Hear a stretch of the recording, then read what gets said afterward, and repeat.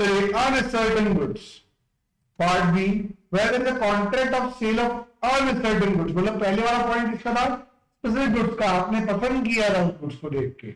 अब ये क्या है, अनसर्टेन गुड्स, मतलब आपने देखे ही नहीं। No property in goods is transferred to buyer unless and until the goods are certain. जब तक आप उसको देखोगे नहीं, हम उसको मालिक की जगह ट्रांसफर करेंगे नहीं। तो दो बातें, goods of description in real estate and related to the carrier और ट्रांसमिशन, देखेंगे उसके बारे में क्या बोल रहे हैं। पहली बात, sale of uncertain goods by description. बड़ा आप बोलते हो आपने कोई गुड्स खरीदे हैं बाय डिस्क्रिप्शन। जैसे फॉर एग्जाम्पल मुझे कैमरे का चार्जर चाहिए, तो मैंने चार्जर का फोटो भेज दिया कि मुझे ये वाला चार्जर चाहिए। पर आप एक्चुअली क्या है, मुझे उसका फोटो भेजने वाला है जो मेरे को बेचने वाला है नहीं, तो वो आएगा तो पता चलेगा ना। ऑलरेडी मैं पॉइंट, मुझे एसएमपीएस चाहिए, तो क्या सर मैंने आपको फोटो भेजता हूं, आपको पसंद आए, कलर उसका पसंद आए तो ले लेना। एसएमपीएस क्या होता है, सीपीयू के अंदर पावर सप्लाई काम करता है, उसको पावर सप्लाई बोलते हैं। तो क्या मुझे उसका कलर पसंद आना चाहिए, ब्लैक का होगा तो मुझे अच्छा लगेगा, व्हाइट के होगा तो मेरे को नहीं चलेगा। अब पावर सप्लाई के लिए मुझे व्हाइट ब्लैक कलर चाहिए, मुझे कपड़े तो पहनना है, डन। तो अनसर्टेन गुड्स में क्या होता है, हमें उसके कलर वलर से लेना देना नहीं है, जो कंफ्यूजन है उसमें जो उससे लेना देना है। तो मुझे आई5 लैपटॉप चाहिए, बड़ा मुझे मदरबोर्ड चाहिए, मदरबोर्ड का मुझे कलर पसंद आना चाहिए, ब्लैक कलर वाला तो मैं लूंगा, ग्रीन कलर का मैं नहीं लूंगा। मदरबोर्ड अंदर लगेगा आई5 का, उसका कलर मुझे महत्व रहेगा रहेंगे। तो sale of uncertain goods by description. देखिए, वांट टू बाय ऑयल, बड़ा तिरुपति ऑयल, प्रोवाइडेड ऑयल। मुझे 1 लीटर पेट्रोल, 1 लीटर ऑयल चाहिए, मेरे पास 5 लीटर का डब्बा है, ठीक है, एक काम करो उसमें 1 लीटर निकाल के दो, बोल सकते हो ना। या फिर आप जाके बोलते हो भाई मेरे को ये क्या बोलते हैं, शक्कर चाहिए 2 किलो, मेरे पास तो पूरी बोरी पड़ी 50 किलो की, लेके जाओ। नहीं, मुझे उसमें 2 किलो निकाल के दे दो। अब पॉइंट समझना बेटा। First point, the oil is unconditionally appropriated in the contract either by the seller with the assent of buyer। जब वो ऑयल निकाल रहा था तब बायर को दिखा रहा, देखिए वाला है, देखो चलेगा तो मैं इसका 1 लीटर निकालूंगा। 1 लीटर निकाल रहा था, किसके सामने, बायर के सामने। दुकान में जाते हो, ऑयल वाले वजन करते हैं तो आपके सामने ही करते हैं ना, निकाल के आपको दिखाते हैं ना वजन भी। तो the oil is unconditionally appropriated. क्या इसने ऐसा बोला कि नहीं बीबी जी आपके पोते का मुंडन होगा ना तब मैं आपको दूंगा, ये ऐसा बोला क्या उसने, आपकी फिल्म हिट होगी तब मैं दूंगा, या ऐश्वर्या राय बच्चन को कोई नई फिल्म मिलेगी तब मैं आपको दूंगा, ऐसा कुछ उसने बोला क्या। कंडीशनल अप्रोप्रिएशन किया था उसने, अनकंडीशनल किया था, मतलब बिना शर्तों के कि भाई आप ये बिना शर्त के मैं आपको दे रहा हूं।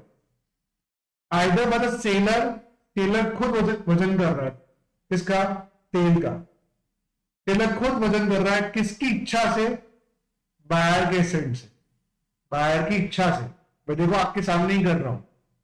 अब दूसरी बात, the oil is unconditionally appropriated in the contract either by buyer with the assent of seller.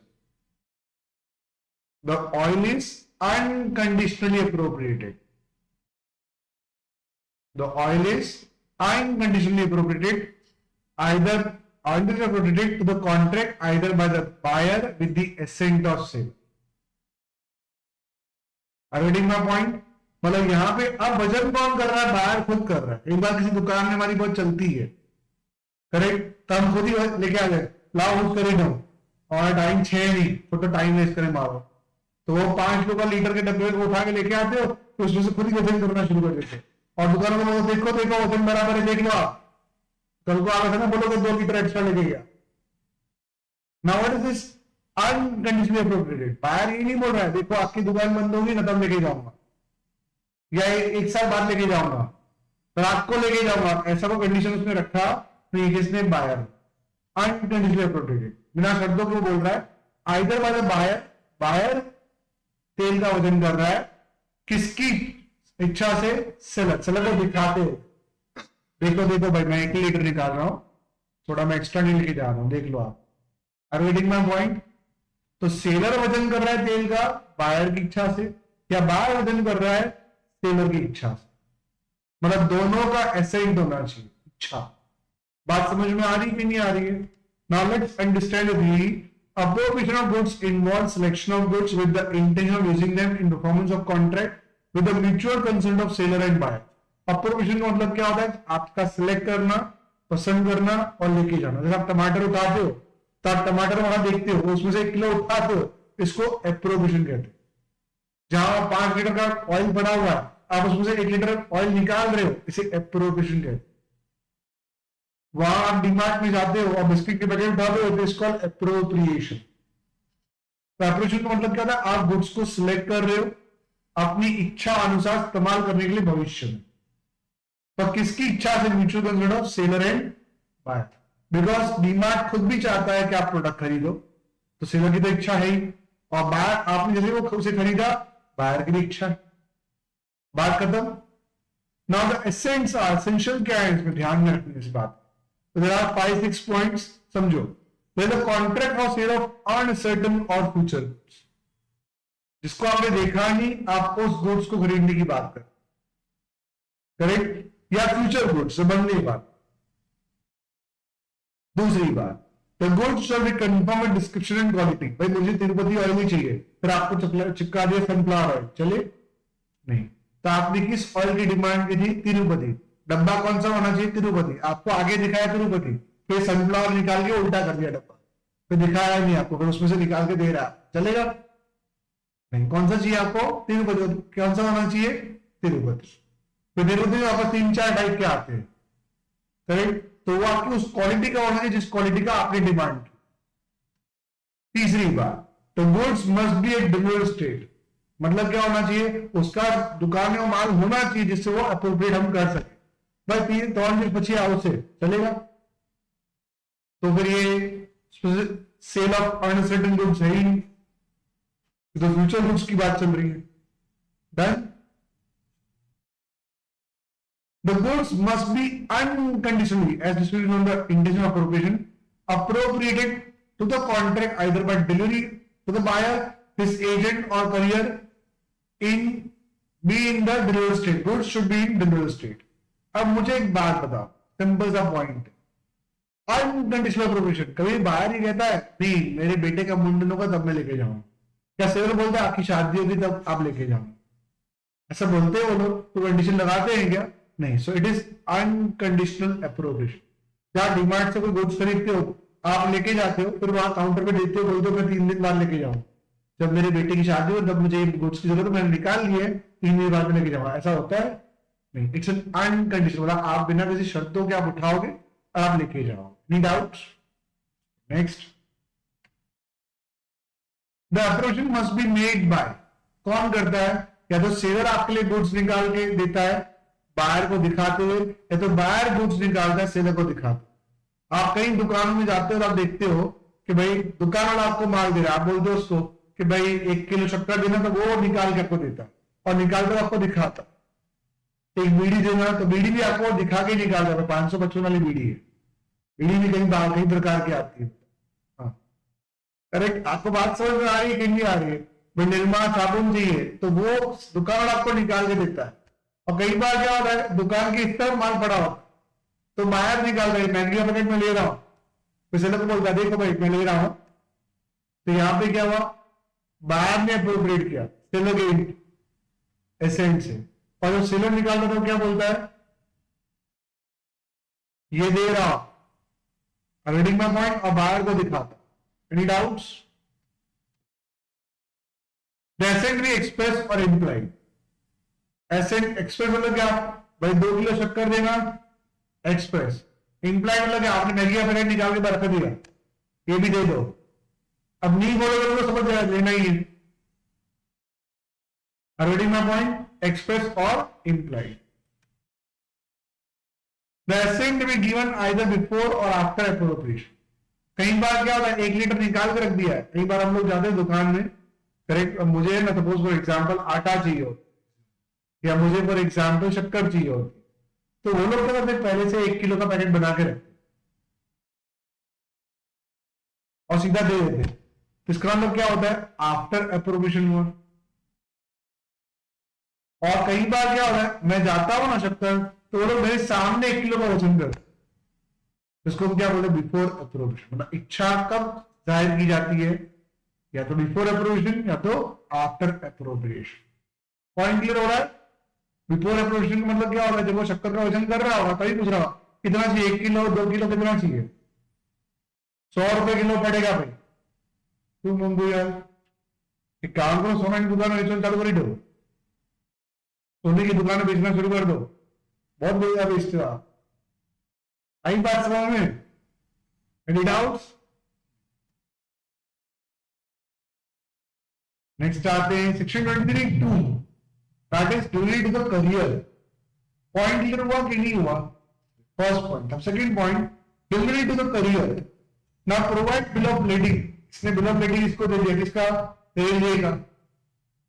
बराबर, इसने कंस्ट्रक्शन चुका दिया। नाउ पॉइंट यहां बहुत इंपॉर्टेंट है, provided goods for delivery to the buyer. Provided goods, उसने रेलवे कर्मचारी को दे दिया गुड्स और बोला कि भाई गुड्स बायर को पहुंचा दे। He does not reserve the right of disposal. He is deemed to have unconditionally appropriated the goods of the contract. मतलब जब इसने गुड्स अपने गोडाउन से निकालकर रेलवे के पास पहुंचाया, उसके बाद इसने अपने पास कोई अधिकार नहीं रखा इस गुड्स को लेकर। इसने ऐसा नहीं बोला कि भाई आप जब दूसरी शादी करेंगे ना तब मैं आपको ये गुड्स पहुंचा दूंगा, आपकी फिल्म हिट होगी ना तब मैं आपको गुड्स पहुंचा दूंगा। करेक्ट? क्या ऐसा इसने बोला? क्या ऐसा अक्षय कुमार ने बोला? नहीं बोला। Already one point. तो इसने अनकंडीशनली अप्रोप्रिएट किया, बिना शर्तों के अप्रोप्रिएट किया।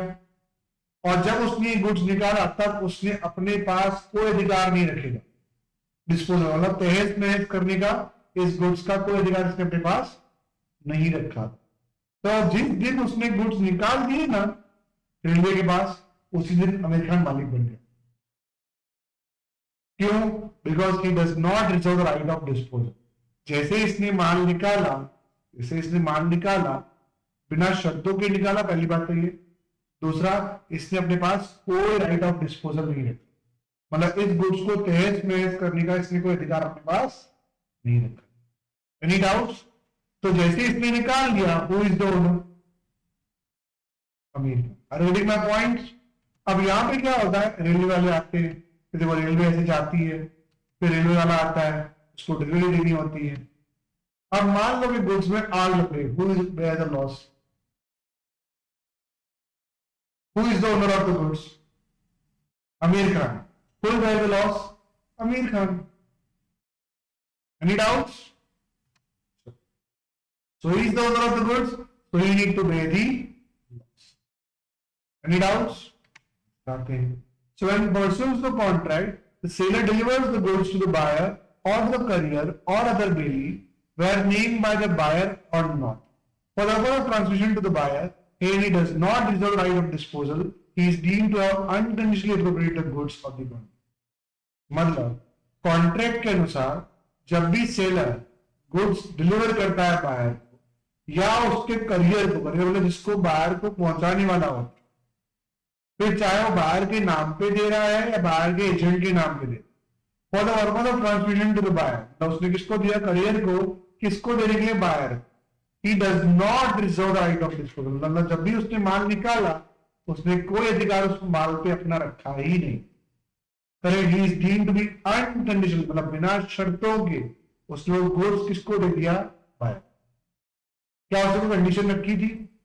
अगर उसने कंडीशन नहीं रखी मतलब उसका राइट टू डिस्पोजल भी नहीं है, और राइट टू डिस्पोजल नहीं मतलब जैसे इसने करियर को दिया ये बायर को दे दिया, ऐसा मान लीजिए। तो who is the owner of the goods at a time of career? मतलब जब वो गुड्स किसके पास पहुंचा? रेलवे के पास पहुंचा, मतलब यूं समझो कि किसको पहुंच गया? आमिर खान को पहुंच गया। तो अगर ड्यूरिंग ट्रांजिट कोई लॉस हो तो कौन बेयर करेगा? बायर। Any doubts? सामने कोई डाउट है बेटा? जनीशा, पूर्वी, all students? Next example. A bill of lading or railway parcel is made out of the name of the buyer is sent to him. The ownership in the goods passes from the seller to the buyer. In case the goods are subject to accidental loss by theft, seller is not liable. जब भी आपने bill of lading किसके नाम पे दे दिया है, buyer के, मतलब बिल तो आपने उसको दे ही दिया है, मतलब मालिक कौन बना, buyer. Are reading my point. और आपने तो कोई भी राइट ऑफ डिस्पोजल अपने पास रखा नहीं, तो कोई भी एक्सीडेंटल लॉस होगा तो कौन करेगा. बात समझ में आई. यानी आपको दो चीजें यहां पे ध्यान में रखनी जैसी है. जब भी आप माल निकाल रहे हो, पहले तो आपने बिल दे दिया होना चाहिए, मतलब ओनरशिप ट्रांसफर हो जानी चाहिए. दूसरा, आपने कोई भी राइट ऑफ डिस्पोजल अपने पास नहीं रखा होना चाहिए. आपने ओनरशिप ट्रांसफर की होनी चाहिए और आपने कोई भी राइट ऑफ डिस्पोजल अपने पास नहीं रखा होना चाहिए. ऐसे केस में बाहर क्या बन जाएगा, मालिक. और उस केस में अगर रास्ते में कुछ भी होता है तो who will bear the loss. Reading my point ये भी पढ़ लेते हैं.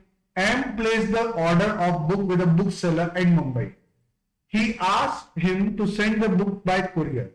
Payment of book was to be made by check. The seller sent the book by courier. The book was lost in the way. The seller wants the buyer to bear the loss. According to section 23 and section 2, it is unconditional appropriation of goods because of which the buyer M has become the owner of the goods. Therefore, he will bear the risk of loss. तो समझ में आया? M placed the order of the book with the bookseller in Mumbai. आपने मुंबई में एक book seller को order किया और आपने उसको बोला कि आप कुरियर में गुड्स भेज देना, पेमेंट मैं आपको चेक से भेज रहा हूं, या भेज दिया.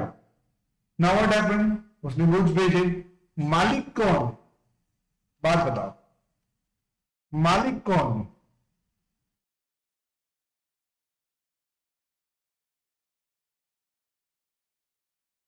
समझो.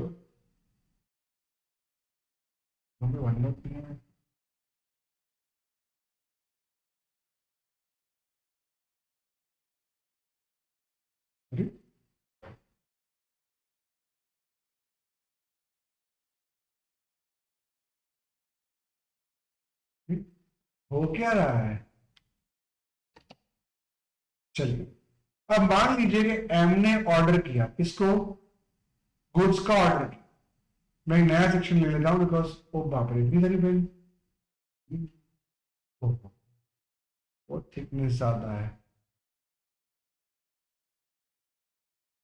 चलिए, मान लीजिए कि एम ने मुंबई में एक बुक सेलर को ऑर्डर किया. उसको बोला कि आप मुझे 10,000 की बुक्स भेज दो. उसने क्या किया, बुक सेलर ने बुक्स भेज दी, पर उससे पहले इसने पेमेंट का चेक भेज दिया. अब पेमेंट का चेक अगर आपने दे दिया है 10,000 का, फिर उसने बुक्स भेजना शुरू किया. अब बुक्स, इसने आपको 10,000 की बुक्स भेजी और रास्ते में अगर डिस्ट्रॉय हो तो आप मुझे बताओ who will bear the loss, the book seller और द बायर.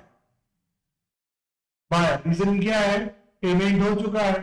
तो जैसे ही बुक सेलर ने अनकंडीशनली अप्रोप्रिएशन किया था, क्या उसने एम को बोला कि तेरा बेटा होगा तब मैं तेरे को बुक भेजूंगा, तेरी शादी होगी तब मैं बुक भेजूंगा, तो एग्जाम पास हो जाएगा तब भेजूंगा, ऐसा कुछ बोला है बेटा?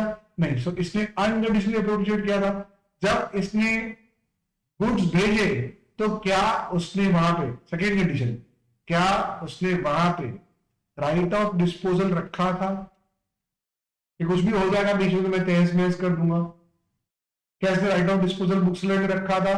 नहीं. तो who is the owner of the goods जब वो ट्रांसमिशन मतलब ट्रांजिट में था? Who is the owner of the goods? M. समझ में आया?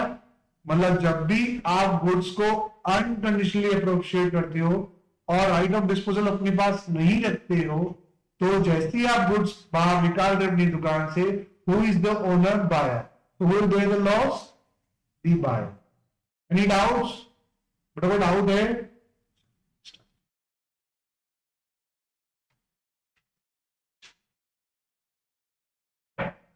चलिए next, good sent on approval.